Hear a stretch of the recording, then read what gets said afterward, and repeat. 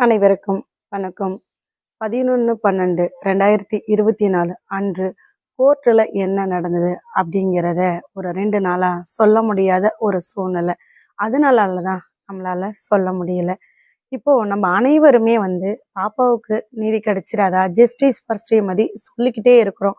ஒவ்வொரு வாய்தா வரும்போதும் பிள்ளைக்கு ஏதாவது ஒரு நல்லது நடந்துராதா, உண்மையான குற்றவாளியோட முகம் எப்போ வெளியே வரும் அப்படின்னு நம்ம ஒவ்வொரு நாளும் தவிச்சுக்கிட்டு இருக்கிறோம்.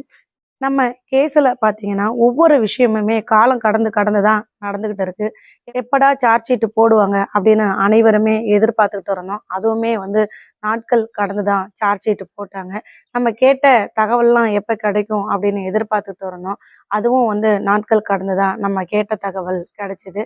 இப்போ அடுத்ததான் நம்ம கேஸ் எப்போ விசாரணைக்கு வரும் அப்படின்னு தான் நம்ம ஒவ்வொரு நாளும் எதிர்பார்த்துக்கிட்டு இருக்கோம். 11/12/2024 அன்று நம்ம கேஸில் என்ன நடந்தது அப்படின்னு பார்த்தீங்கன்னா, நீதியரசர் அவர்கள் அன்று விடுமுறை. அதனால நமக்கு தேதி தான் கொடுத்தாங்க. அடுத்த தேதி என்ன அப்படின்னு பார்த்தீங்கன்னா 24/12/2024 அன்று நம்ம கேஸு வரும். அன்னைக்கு என்ன நடக்கும் அப்படின்னு நம்ம பொறுத்திருந்து தான் பார்க்கணும். இந்த தகவலை 2 நாளாக உங்ககிட்ட சொல்ல முடியாத ஒரு சூழ்நிலையாக போயிடுச்சு.